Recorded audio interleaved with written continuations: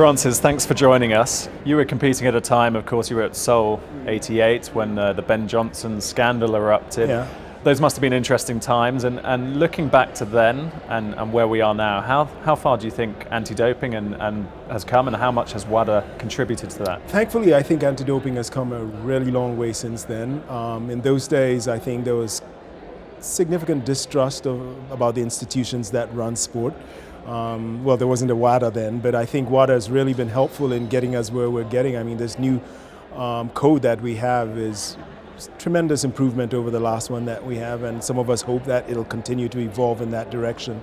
Today I was saying earlier in another panel that I think WADA needs to continue with bringing more transparency to not just to anti-doping, but to the results of the anti-doping tests, the results of the tests of people who have failed tests prior. It'll be helpful for athletes to get to know all of that information, because what it does is it gives them the satisfaction that the system is working for them, and then I think with that kind of confidence you will get more whistleblowing and so on. Yeah. You mentioned the World Anti-Doping Code and sanctions in particular. Mm-hmm. The code offers a number of different themes or changes, if you like. You were quite strong in your support for longer sanctions. Yeah. Tell me a little bit about that. I think we tend to focus on the strength and endurance benefits of doping, right? And so it becomes easy to argue that after a 2-year ban or a 4-year ban, whoever has been caught doping and is out of the sport and is being tested regularly will lose that strength advantage, okay? My concern has always been primarily with a qualitative aspect of all of this, where I think that when a person is doping, they're able to put in more repetitions at practice, whether it's with throwing a baseball, whether it's with triple jumping. I mean, I was a triple jumper, and because of all the pounding, you can't practice your triple jump trade more than twice a week. You need 2 full days of rest between practice sessions, if you're jumping practice sessions. Now, if somebody's on steroids and if they can practice 3, 4, 5 times a week, clearly their technique is going to be better. And that doesn't go away with time. When you've got a finer technique than somebody, that doesn't go away with time served, right? And so they'll come back, and even if their strength and endurance equal to me now, if they've got better technique, I would argue that they still have an advantage going from their doping days. So for me, that's been one reason. The second reason is I think that sport should belong to clean athletes. If you demonstrate that you participate in sport without being clean, I really don't think you should be given the chance to come back and disadvantage clean athletes. And the third thing is I think that kids these days at age 15 and 16, when they sort of start flirting with elite sports or the prospects of elite sports, they look at where our records are, world records are.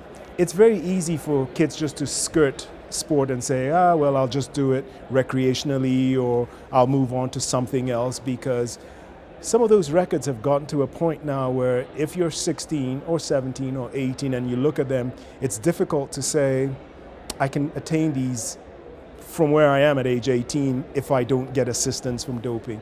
And I worry about those kinds of concerns that young children who are coming into sports, the decisions they have to make. So for me, these have been the reasons where I think that the penalties have to be stronger, they have to be more enduring, if I may put it that way. Yeah. You talk about the clean athlete. How much more nowadays is the clean athlete promoted in sports governing bodies? How much more do we hear about the clean athlete? Well, I think WADA has been really helpful with that, but I still encounter athletes who make national teams who maybe when they visit the WADA booth becomes the first time that they encounter even the concept of clean athlete, or the phrase of what a clean athlete is. I think everybody talks about doping, and even athletes at that tender age. But I think the whole sort of moniker of a clean athlete is something that I think WADA has been very influential, and it's helpful. And looking at the WADA Athlete Committee, it's 10 years old now. You've been able to bring some good experience to that, and what have you learnt from being around former athletes and people from different sports? Yeah, it's been a wonderful experience. I mean, just the diversity of opinions and thoughts that we bring to this. We have a commonality of purpose. And I think that's one of the things that I'm most proud of, is that everybody on that committee really is trying to improve the situation for today's athletes, and so there's no doubt about that. But we do have quite interesting debates sometimes about, for example, whether lifetime bans are the proper way to go and so on and so forth. But I think it's all healthy, and I've just enjoyed my time working with these colleagues. Of course, doping as an issue it's been around a while now, but there are new emerging issues threatening sport, and you alluded to it at the ADO symposium. You mentioned we're facing a struggle for the heart and soul of sport. What do you mean by this, and how serious an issue are these different matters? So when we think about illegal betting, for example, it's really easy to think or see or consider who it is that clean sport is struggling with, right? I think it becomes a bit blurred when we talk about doping, and I would argue that the fight is still the same. I would argue that there are people who are behind these networks. I won't even say cartels, because I think there's so many of them that cartel isn't the right moniker for them.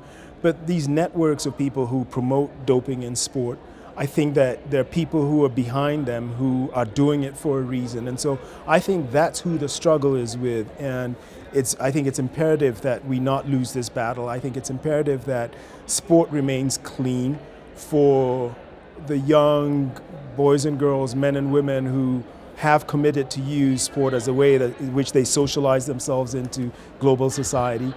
And it's our responsibility now, today, to those of us who happen to be in these roles, to make sure that we fight to the extent we can for that. Francis Dodoo, thank you very much. Thank you so much.